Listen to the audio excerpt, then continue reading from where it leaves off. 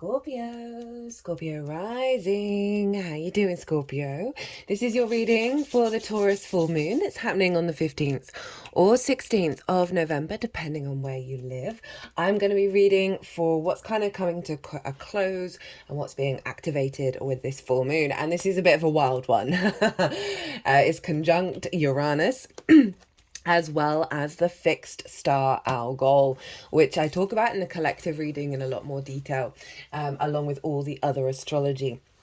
And that's where I really sort of lean into what is the most integrated and expansive intention of what's going on with this moon. So we then know what we're working with over the next 6 months. So even though this is a full moon and it does mark a ending of a cycle or a completion energy, it then with that brings more knowledge, more wisdom, more energy that we then work with over the next 6 months. So we'll get a download at that full moon.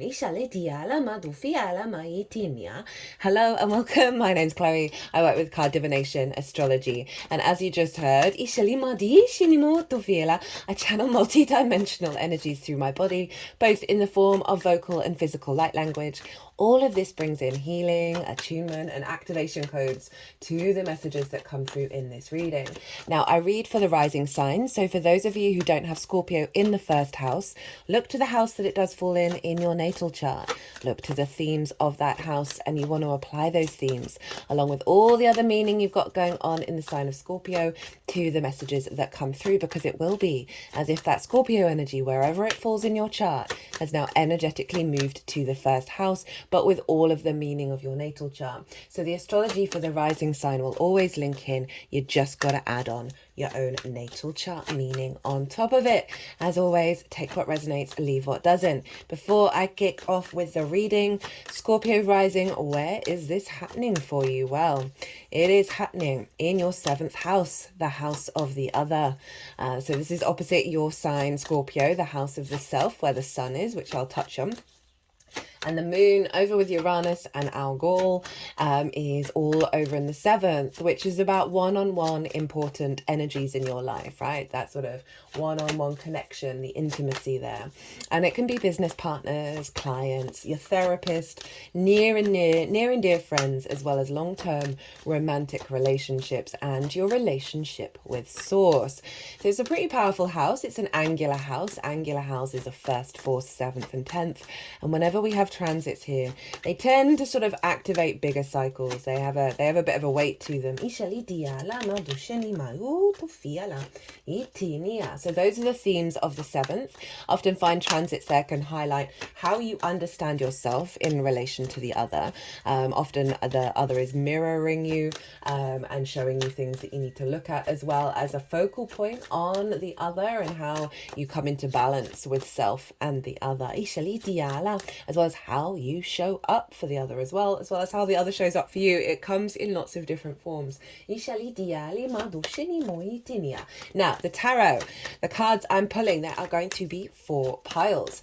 The first pile is so obviously we often get both sides of the same coin with any transit, even if it's a good one, right? So since the new moon in Taurus, so over the last 6 months, the pile 1 is, what is the sort of shadow, difficult energy that's come up, that you've been working on, that's coming to a close with this full moon, like this rounding out. So that's pile 1. Pile 2 is what is coming to this element of integration and completion in terms of the not so difficult side of it, right? The elevation of your soul's journey, what's being embedded, what's being integrated at the time of this full moon.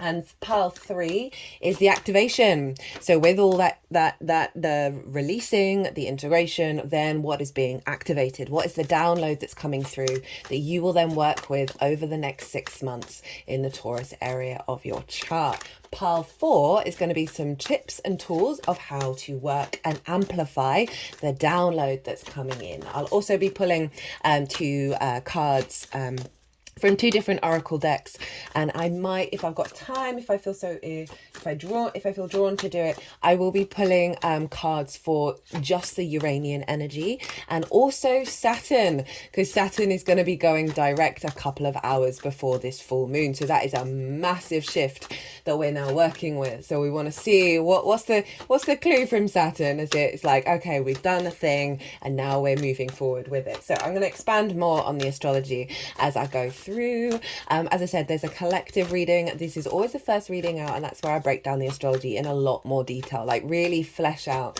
what that energy feels like in the way that it communicates with one another, and that forms a harmonic blueprint, right? A download. That's the baseline for the all 12 sign series. Also did a collective tarot reading as well, and channeled messages come through. One message that didn't come through, that I didn't pick up on, I heard from my guides just as I finished the reading. They said, yeah, you got everything except, right. So this may not resonate for everybody. As always, take what resonates, leave what doesn't. But it's kind of in theme with the Aries Libra cycle, lunation cycle that we just had as well. That message came through in those readings. And I kind of touched on it in a roundabout way in the Taurus full moon collective reading, is that we're going to be seeing activations of non-rational things. Basically magic, right? Magic's just science we haven't figured out yet. We're all channelers, we're all intuitives, we just do it in our own different ways. Some of the work that I've been called to do by my guides is it happened, I was in Barcelona, oh goodness me, that was just during the Aries full moon, and my guides asked me to walk in a certain direction, and I was like, no, I want to go my own way because I'm quite stubborn, and they're like, all right, well, we'll redirect them. And I was like, okay, what is this about? And this family was then walking towards me, and they said, you need to do some clearing on the little girl that was with them. And it didn't feel dangerous, it didn't feel weird or anything like that. I've done sort of similar things in the past. And so I was doing, it's more the hand movements, right? Which is often about activating and clearing energy. And as I walked past them, I didn't look at them really. And then I came out the other side, and they said, thank you for doing that. She's gonna have a big activation. She might feel weird about, and you helped her energy be able to integrate it and not hide from it, right? So I've also met people who've gone through similar things as I have, and they don't really talk to people about it, right? And there's an element of, you're a weirdo, you should be locked up, everything, you're channeling the devil or whatever. Like there's so many misconceptions about what it's all about, understandably so. I do get it. But we're all getting activated, right? We're all getting activated more and more and more. I notice this with people in my life who aren't really, into this kind of thing in the same way that I am. I can just feel their energy being shifting, and that they're coming into more awareness of the sort of the unseen realms and the tools that we have in this new paradigm, right? So I think I talked about this mostly in the Scorpio new moon, that we've activated a new timeline. We're on it, but we've got to we're now figuring out the tools that we have at our disposal. We're letting go of a lot of the old tools that served us in the old timeline, the old paradigm, but this is taking time. This is obviously, we're all adjusting to all of this. So what came through with this one is there are going to be there's some of you out there where you're going to have some activations that might mean that this is more outward in your life, right? And you might have to have sort of more, not necessarily difficult, that's too many, not necessarily difficult conversations, but conversations where you might feel a little bit like the outsider. You might feel a little bit separate from the people in the room while you're engaging in this, or whatever, however it's going to show up for you. But we have the power and we have the strength behind us to be able to do these things. And that, as I said, that really came through in the Libra and Aries oracle readings of, we're bringing this more into social dynamics, this sense of confidence within ourselves, right? This Aries and Libra dynamic. And this is totally linked into this moon because Venus is squaring the nodes, which I will get to. So the moon is conjunct Uranus and Algol. Now, Algol's a fixed star. and is often linked into the imagery of Medusa, and it can have themes around it of off with your head, right? Losing your head, losing your mind, those kind of things. But it's also about distorted narratives, because obviously Medusa was deemed to be a monster, but she had certain reasons why she turned that way. Like, go look at the mythology of Medusa, and I think a lot of people in the last decades or so have sort of reimagined her narrative. So there's something around a releasing of narratives that have blocked our head, blocked our ability, blocked our ability to really be embodied in this 3D realm, right? Taurus is the personal connection to Earth, right? It's your physical body, it's your physical senses, and what are they telling you? It's Venus ruled, so it's about abundance, it's about creativity, it's about feeling good in the 3D realm. So things of the head, right, our perceptions, our ideas, spells, that words and ideas can cast over us, that have blocked us from really being embodied. Uranus is the path clearer, the breaker of chains, right? It's very independent, and it's the black sheep of the universe, right? It's different to all the other, not the universe, of the planets, why it probably represents a bigger, it's like archetypal energy of that comes through Uranus. Anyway, Uranus wants you to be comfortable walking your path and being yourself, and with that algal energy and the moon is exalted in Taurus. It's its favorite sign to be in. It's raised up high by the energies of Venus, and it's not so focused on worries and fears and whether your needs are being met or not, because Venus is like, hey babe, what do you like, what do you want, let me sort you out, basically. That sense of comfort, that sense of feeling good in the 3D. So all of this is coming to a head, pun intended, with this full moon. And so I definitely see it as a release of paradigms, ideas, perspectives that have blocked the full embodiment of our creativity and our presence on a personal level on the planet. And for you, that's in the 7th, right? So this is dealing with self and other, and the balance between the two, and any limiting beliefs that you have around intimacy and connection and the one-on-one relationships, right, that have diminished your sense of self, where the sun is, or your sense of vision. Any spells cast that mean that you are not standing in your power when you're working with the other, and the other isn't, there's a sense of co-creation here that's coming in.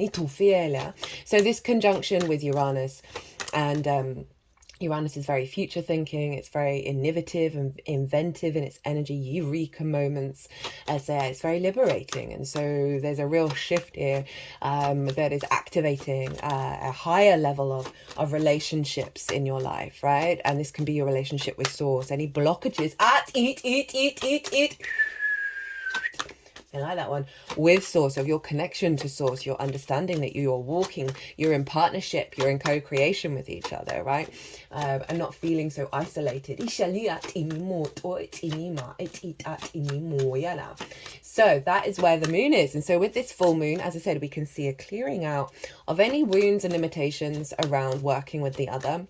And obviously that can come in many different forms. It doesn't just have to be romantic, as well as an activation of a higher level of connection with the other and your understanding of self as well, which is really going to allow that energy of co-creation rather than codependency.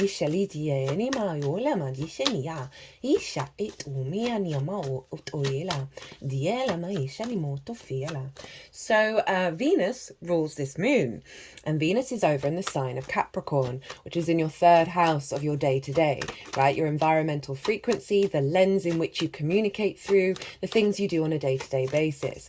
And so she is just giving a little more ease in your day-to-day. She's helping you connect the dots. She's helping you feel good in your day-to-day in a more elevated way.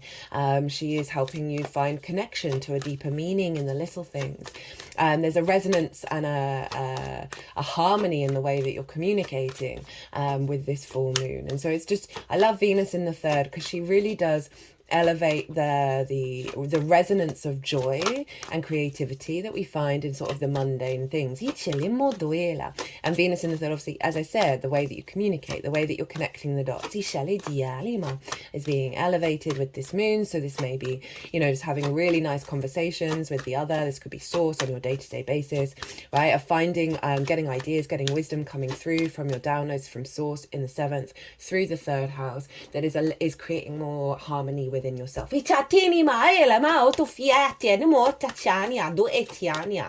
Venus is square the nodes in Aries and Libra, and squares are an aspect of Mars. Mars can bring about conflict, drama, frustration, winning at all costs. So just know that this may come up around the way that you work, right? Aries, how you figure things out, work itself, co-workers, pets, health, routines, all of those things that the North Node has been striving for you to step into more independence, more sovereignty. And Libra in the South Node in your 12th house, your hidden house. That's a lot of I'm just like, I want all these cards. I want all of these cards.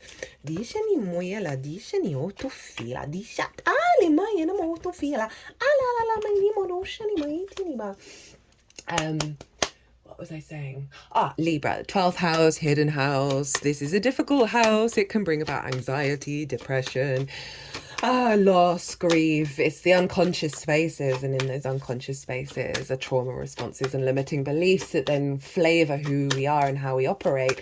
But underneath all of that is the magic of your soul. So Venus is making squares to this. So there may be certain issues from the unconscious realms that bubble to the surface around this moon that are highlighting what you may need to look at over the next 6 months in regards to you being able to facilitate the way that you work, right? And work itself and what that means to you.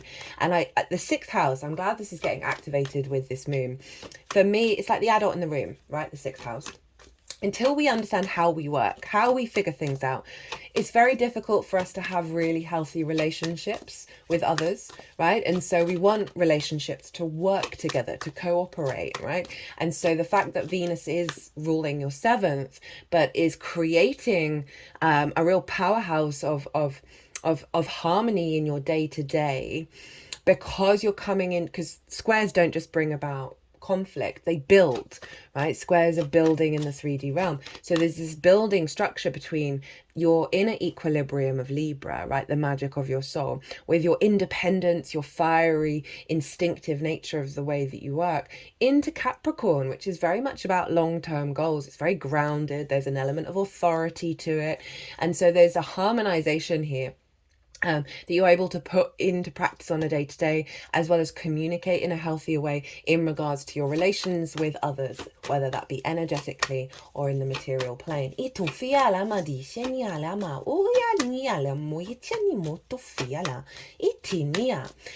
Venus is in Capricorn, which is ruled by Saturn, and Saturn's over in Pisces. So we're bringing in Saturn's ruling Venus, so that's influencing her, as well as the fact that, as I said, Saturn is just gone direct just before this full moon, so that is pretty wild. So we've had sort of summertime sadness with the Saturn retrograde, let's be real, but we have been working through some real inner states of authority, integrity, commitment, understanding boundaries, restrictions, being able to navigate them, and really, like, as I said, that integrity to your legacy. And this is in your 5th house of your creation energy, your joy, your amusement, your games, your pleasure principle, romance, dating, children, both literal and figurative children, such as your inner child. So there is something here influencing the way that you communicate, influencing the way that you find meaning, coming from Saturn, who's now moving forwards, right? So we're now seeing all of the work that we've been doing over the summer now coming into momentum. So you may just find a real shift of gear around your maturity in terms of your creation energy, right? And it's, as I said, romance and dating. So often we can have that inner child running around recreating our love languages from our parental figures. And this Saturn transit, I know it's been difficult, Scorpio, I'm fully aware, that is really elevating the maturity of how you engage with that. So that's going to be drawing in relationships that really work together. Whether that be work, friends, all the things.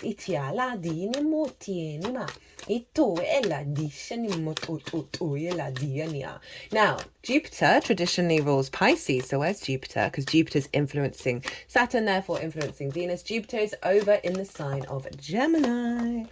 Ooh,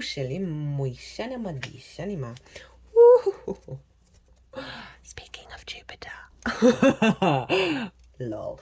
What was I saying? Yeah, Gemini. And Gemini is ruled by Mercury, and Mercury's in Sagittarius, which is ruled by Jupiter. So even though this is a Venus moon, even though it's a Taurus moon, it is being governed by Jupiter and Mercury, right? They're in mutual reception. They're ruling those parts of the chart.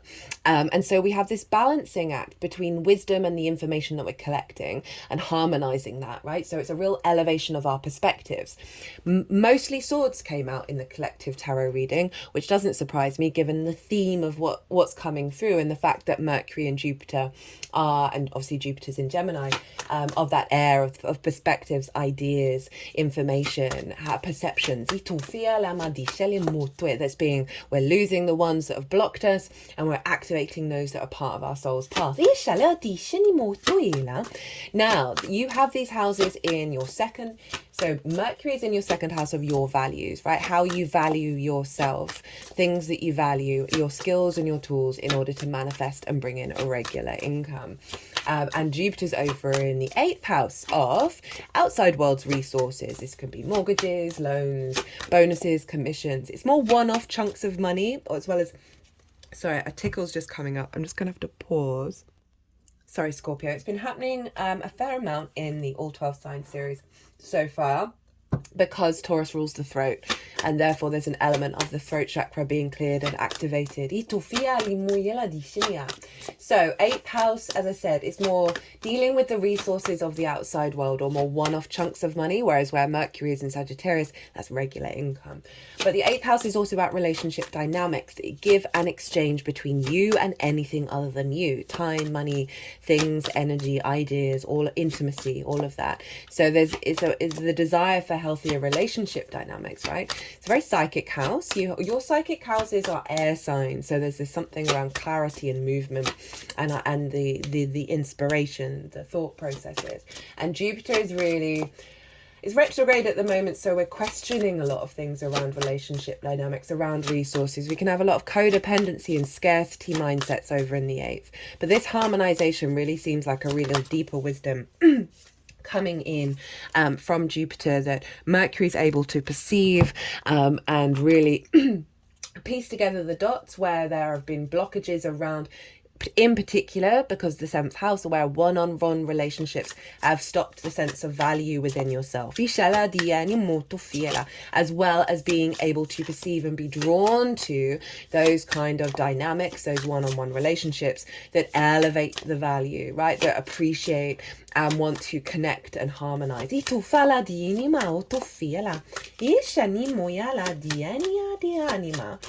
Right, there's lots of other stuff that I want to talk about, but the Sun and the Moon and Uranus and Algol are making harmonious aspects to Neptune, Pluto and Ceres. Neptune's over in Pisces with Saturn. Pluto is in Capricorn with Ceres and Venus. Now, if you want a deeper dive into this energy, right, of Pluto, Neptune, Uranus, all making harmonious aspects with each other in yin signs, go check out the Pluto and Capricorn oracle reading. I know Pluto's moving into Aquarius on the 19th, so we don't have this energy for very long, but it's setting the baseline for big collective archetypal shifts in consciousness. Essentially rerouting our root-id power, our magnetism, into the truth of the magical reality that's liberating our soul's experience. Because all of those planets are going to move into yang signs next year. Wild time to exist, guys. So we've gone from the cultivating, observing yin energy, right, the building, the structure, the groundedness, into the action that we're going to be taking with all of that next year. So that Pluto Ceres energy. Ceres represents the harvest, abundance, a sense of fertility. Nutrients, nourishing, nurturing. I'm going to keep Jupiter at the bottom of the deck. I'm going to pull quick cards for Uranus and Saturn, as there's still a fair amount I want to talk about. That you may have noticed in the lead up, a lot of fear around resources, fears around security, groundedness, safety, long-term plans. Now that's all that Capricorn energy with Ceres and Pluto. In the lead up to this full moon, as I said, a lot of things being dredged to the surface for that algal Uranus moon to like release. And again, that's all in your third house, and it's trining the moon and sextiling the sun. The sun is over in your sign, right? But let's go back to Pluto and Ceres. That combination is what's coming through with this moon, is a real elevation of our capacity to be drawn and draw towards us resources and abundance, right? Nourishment. Now, the sun, over in your sign, Scorpio, along with Lilith and Juno. Now, I talk about that aspect in the collective reading, so go read that. Go watch that if you want more on that one. So the sun is really highlighting some, you've had a lot of focus with who are you? What are you? What is your vision? What is your purpose? How do you want to move through the world? We always get that whenever the sun moves through the first house. And it is in, obviously, Mars's sign. You are ruled by Mars. So where's Mars? Mars is over in Leo, ruled by the sun. So whereas we have Jupiter and Mercury in mutual reception, which means they facilitate each other's journey, they really support each other. We also have Mars and the sun in mutual reception. And so they're ruling each other, and obviously Mars is ruling the sun is ruling Mars. So there is, and this is in your Leo's in your 10th house of your life purpose, your career, your visibility, your reputation. So there's something around building and magnetizing how you are seen through the actions that you take in terms of your life path, right? In terms of your visibility, your career, your reputation. There's a sense of all eyes on you in the first house via your actions and your deeds and your motivation. The flip side to this is also a recalibration around your motivation, around where you're headed and what actions you want to take that is being infused into this, right? So any blockages around motivation in regards to life purpose and career, this full moon is really helping elevate that. I can see some really strong support coming in from source in order to facilitate. Kind of feels like a bit of a mini rebirth, and it's a bit, I don't know why I'm saying that as the moon's in the 7th, because it's to do with the other and your understanding, but it's also to do with the understanding of self.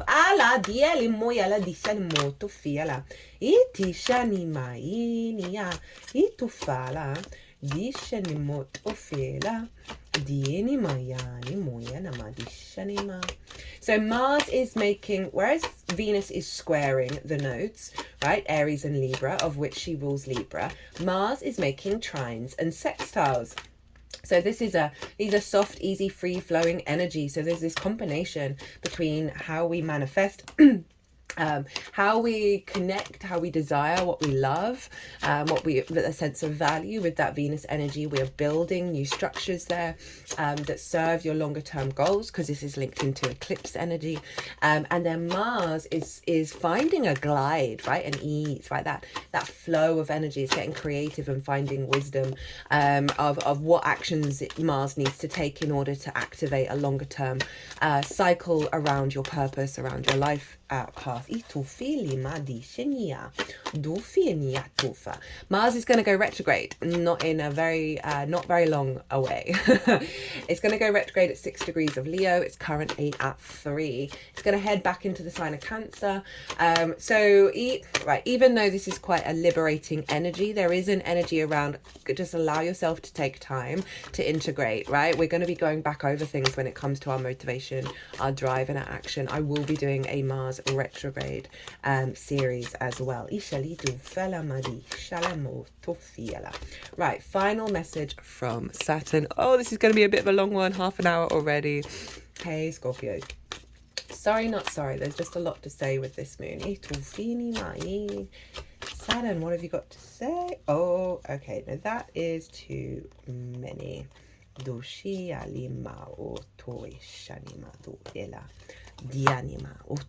got a couple of extra cards, my lovely Virgo. Oh, called you Virgo. Some of you might have some strong Virgo energy coming in. Got 3 of Cups at the bottom of the deck for this particular that particular shuffle. Right, so let's crack on with the tarot. What is coming to an end, right? What is the difficult energy that you've been focusing on, you've been trying to elevate and work through? What's coming to an end? We've got the 4 of Pentacles and the Page of Cups in reverse. Now, I love the 4 of Pentacles, but like I always go with the first thing that comes into my mind, and the traditional way of reading this card came striding in, and that is holding on to things. The death grip. It's so funny I said death grip. Hello, Scorpio.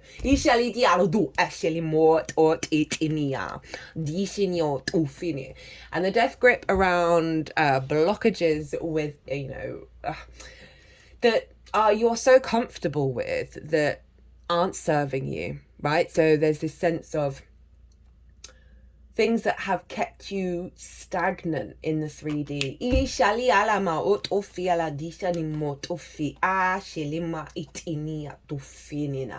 That have, are just part of the being that are deep rooted, that feel safe, feel secure. That this is kind of making me think of the 8 of Cups, of that we've got to walk away from that sometimes. We've got to walk away from these things that, as I say, like, has got a stranglehold. And it's Pentacles, right? So there's this element of dynamics with the other, perceptions of self in regards to the other, perceptions of the other.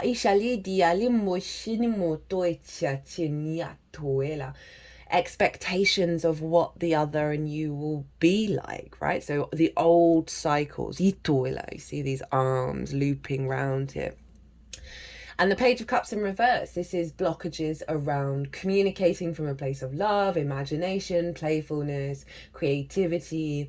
It's one of the most joyous pages, and it's what's being cleared out is a blockage of this new way of communicating. Also, I can see, in terms of source, of letting go of holding on to things that you think keep you sovereign, that source would deny you that sovereignty. Like, if you think that interacting with source you lose yourself a bit, as well as, this figure's talking to a fish in a cup, right? That's really kind of fluky, weird energy. That any sort of blockages around traditional, even if they're not really loud in your life, they can probably come from ancestors, of like, as I, sort of like speaking in tongues, people thinking that using tarot means you're channeling the devil, that kind of energy.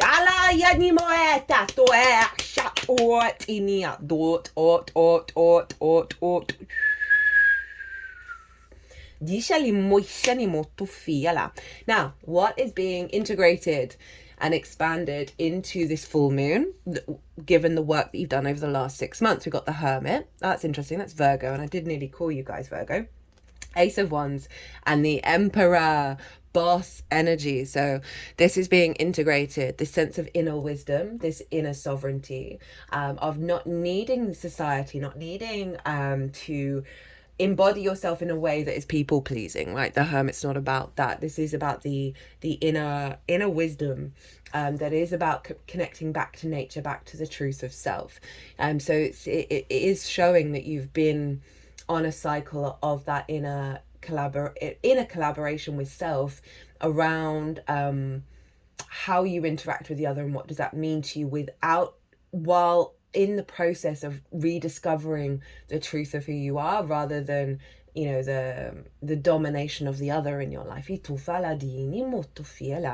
then got the Ace of Wands, a renewal of passion, right? A renewal of your instinct now in how you interact with the other, that is about creativity, that's about passion and drive, and very courageous and very instinctive. I really see this fresh new energy of your instincts when it comes to working with the other, that is no longer, having done the work with the Hermit, is no longer, you know, based on this sort of stagnant energy. This feels very stagnant and fixed as well. The Emperor, right? Aries. This is you being in your power. This is you being sovereign in your nature. These two I often find a very similar energy. And this is you having a level of control of your instinctive individual identity, right? Not having distortions there. Also, it's the Emperor, right? So it's kind of like divine partnership. This element of upgrading how both sides are showing up.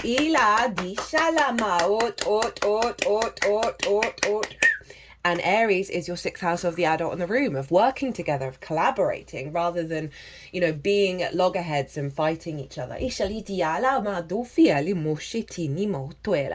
the download? What's coming in with this full moon that you're then going to be working with over the next 6 months? Now, these cards came with all of these. And I was like, so I always try and follow my instincts. And usually, most of my instincts, usually that's too many cards, let's put them back. And I was like, no. There's no way that this isn't meant. This isn't legit, right? Can you see what these cards are, Scorpio? Can you feel that energy coming in? This is what you're working with over the next 6 months, right? This sense of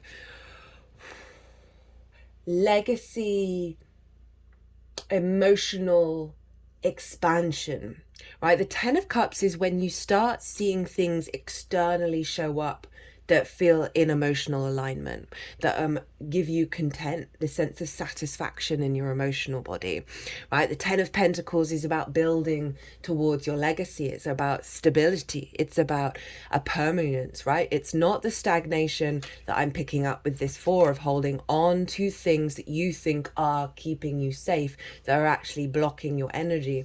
This is about the blend of the spiritual and the physical together, right? And when we do that, we create in a very powerful way. This is big energy. I'm not surprised with the Emperor showing up. A stronger capacity to engage in the world, feeling complete within yourself, right? The Emperor, and then seeing that be reflected out in the world. Now, how to work with this energy? I didn't realize we had an extra card. So, right. We have the Five of Cups, Judgment, and the Chariot.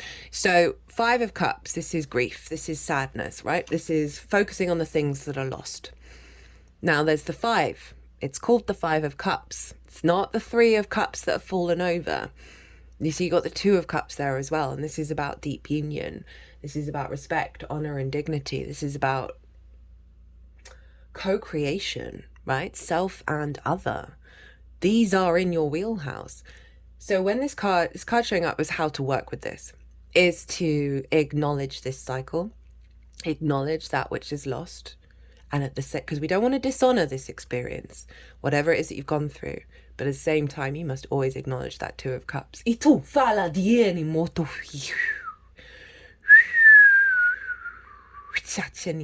I've had the Five of Cups show up for me on a personal level almost all this year.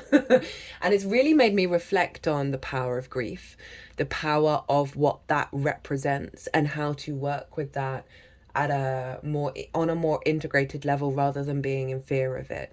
Grief comes in cycles. How can you hold space for the grief of perhaps old relationships, things not working out, without denying the possibility that is able to change, right? So with that Four of Pentacles, I know that's being cleared out, but with that Five of Cups turning up, because it is about holding on, right, to that energy, and it's calling you to reflect on how you do that and why you may do that, and allow yourself to be really gentle and kind with yourself in that energy. But I want you to focus on that Two of Cups as well as that Three of like, okay, what may be lost, maybe something that isn't part of your path anymore. And that can be really difficult, especially when what's lost was beautiful, was nourishing, was comforting and joyous. Scorpio, shut up. Shut up. Right, Jupiter, Wheel of Fortune. When I said Jupiter, bottom of the deck on the first shuffle, after Uranus and the Saturn cards. What you got? What you got there? What's this? What's this? It's just, I'm being a bit ridiculous. It's the Three of Cups. So it's this process is getting you to this point, and the Wheel of Fortune is saying, hey, fate is changing. Be open to that idea rather than closed off. Because then we've got Judgment and the Chariot. So as I said, this can be about obviously relationships that are no longer there, or parts of yourself that you feel have only been activated in relationships that feel like are missing from you, because this is about union, and this can be union with self, union with source, as well as with others.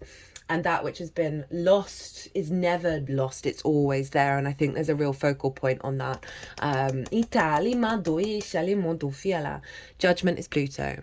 The Chariot is the Cancer card. So the Judgment is saying, through this process, you are going to be raising up the dead. Right? And the dead can be old versions of self as well as your ancestors or whatever, right? And there's an element of the grief, the pain, the rage, the resentment, the fear that can get stuck in our energetic fields on the old versions of the ancestors. And the Judgment card comes, oh, sorry, I'm still getting used to where I'm supposed to have my hand. The Judgment card is all about the elevation of that, the releasing of that entanglement, of that stuck, stagnant energy. So it's calling you to focus on this process, right? It's also by frequency. So there may be certain music, certain sounds, or meditation, or whatever it is that you may feel intuitively drawn to listen to during that process, that's going to help work through this embodiment of this, right? And I don't know, it's not that big grief things are going to happen. This is just letting you know it will help you elevate this by working through this process. And it is a Pluto card. It is this active transformation and working towards a deeper resonance within yourself that's allowing this flow of your energy, which is seeing the Two of Cups more and more and more and more and more. And then we have the Chariot. And this is all about letting go of the reins, not trying to control what the process is when it comes to your interaction with the other or how the other shows up. This is about the full embodiment of self, and knowing that every situation that you've been through has served as a resource for you to move through the world in a state of balance of the yin and the yang, right? Even these energies, okay? And I know that can be really hard to hear. I've certainly gone through a lot of stuff where I'm like, no, it's crap. There's nothing but crap. But I've learned the process of, okay, how do I find the wisdom here in the wound, right? Think of that Chiron energy that's still in Aries at the moment. And honestly, it just lightens the load. But it's never about denying the emotional body at all. Right, so step into more of a flow state. I appreciate that all of your experiences have got you to where you are, and a whole new world is opening up. Right, okay, so what is Uranus trying to tell you? So this Uranus energy is helping you move through a sense of lack of worth. The Seven of Wands, they're on the cliff. They have the higher ground. They do not look like they know it. They don't know they have something of value. They don't understand their perspective, their position in the universe, and that it is a good one and that you are loved. Well, because I feel that Knight of Swords is like heading towards that Seven and going, hey, I've got a new perspective and I'm rushing it to you. It's flying through the world to zing it over and embody it, of this perspective of, I've got this. I know who I am. I know what I want. I'm empowered. And I see that's going to be really embodied over the next 6 months with you for this download. Right. Saturn going direct. Love this. Ace of Swords. So this is combining that Uranian energy, this perspective, a sovereignty, a renewal of energy, right? Of divine inspiration moving forwards. That's coming with a very mature frequency. Saturn in the 5th, as I said, helps you elevate and mature your sense of creation energy, your sense of joy and pleasure. You've got the King and Queen of Cups, right? Love the King of Cups. This is very much about not knowing you're in the eye of the storm, and knowing that there is a storm, and still doing you, still allowing your emotions are still powerful, and you're able to create from them. They're not getting distorted. You're not losing yourself in fear. Does this King of Cups, who's sitting on a stone throne on the ocean, look bothered at all about what's going on around him? No. So this is real sovereignty energy of your emotional body. And that's that Scorpio. That's the 5th house of your creation energy, and your 9th house of Cancer of your perspectives, of really elevating how you move through the world. Queen of Cups, serenity. She can see into the future, incredibly psychic. She's not bothered. She's not in a fear state. Deep nourishment, deep love, deep care, deep tenderness coming in, Scorpio. And I'm here for it. So here for it. Right, what are your oracle cards saying to you? We have, from the Shaman's Dream Oracle, Deep Diver, diving into a task. Number 10. So lots of 10s showing up. All the decks, by the way, are in the description box as always. Embracing risk, diving into a task, new discoveries. It's easy to play in the shallows where the waters are clear and you can see that all that glitters by your feet. Anyone can venture here. There is little risk, nothing to discover. No dark secret, nothing that you can't already perceive. The treasure has long been picked away, replaced by a gentle certainty. In the shallow river is safety and no surprises. But that's not who's calling you now. The deep diver invites you to take the plunge with him. You can't see the bottom, but you must swim into the dark depths to find the mystery that eludes you now. He knows where the pearls lie underneath the ancient sands. You are called to look beyond the surface of things for your answer. Let your intuition propel you into the water, allowing your memories to swirl around you and your emotions to well up as you face the unknown. Your curiosity will be your greatest guide. You'll surely discover something wondrous to bring back to everyone who is waiting by the shore. But only you will truly know the value of your discovery. Are you willing to do the work? Dive in, make the commitment to see it through, and you'll be amazed. Yeah,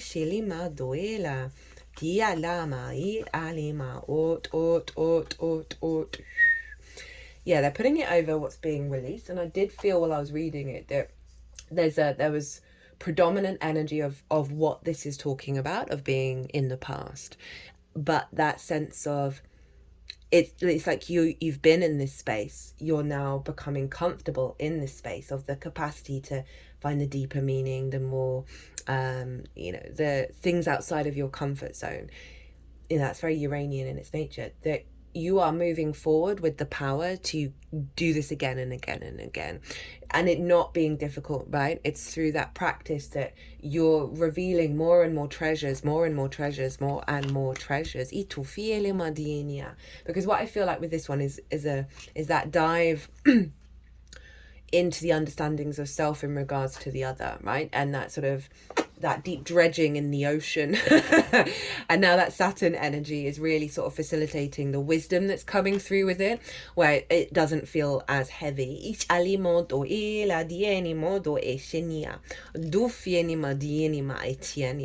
that Chariot is about embracing risks. There's this sense of movement and victory and going into the unknown and not being scared by it. At the bottom of the deck, we have a tidy house, clarity and organization. They're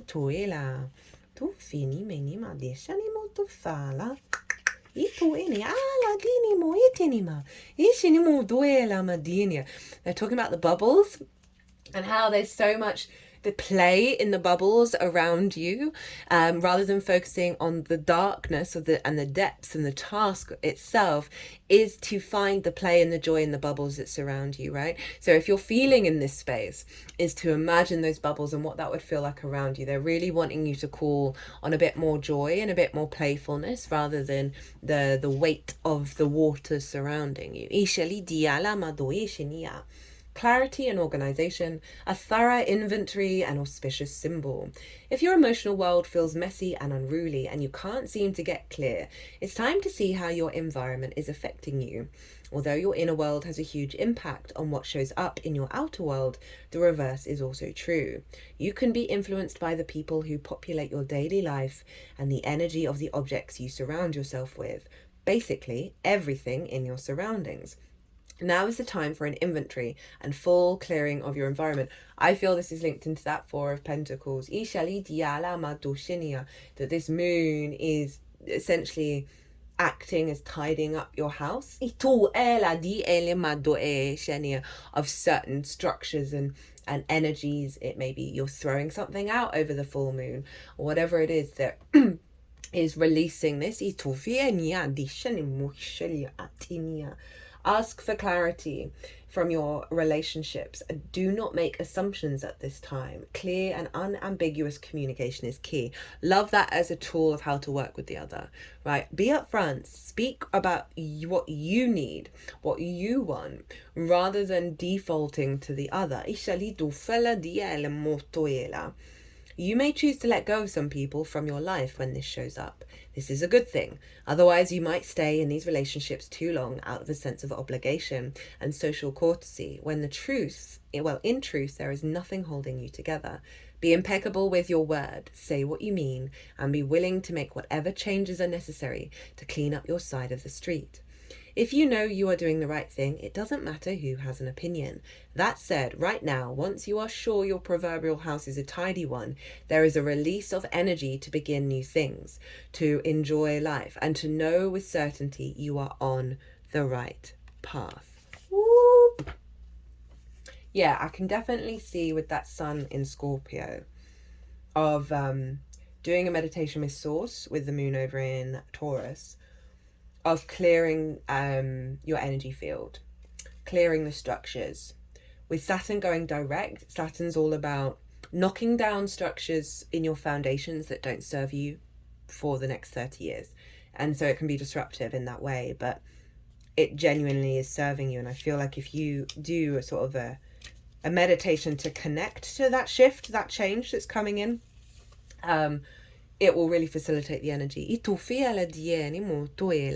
So from Rainbow Brainskull, I love this deck, new deck, got it for the Scorpio reading. Scorpio series, it was an early birthday present from, in fact, a Scorpio rising. Still not failing enough. Your behavior may be too rigid. Get wild and go make something explode. For science. That's definitely linked into that for of, again, this is perceptions around how you show up with the other, and whether you can get a lot of fear around rejection, of abandonment issues with the other, that you can't be truly yourself. And with the sun being in the first, it's not about that. It is about activating a cycle around your capacity to be confident and comfortable being your unique self with the other.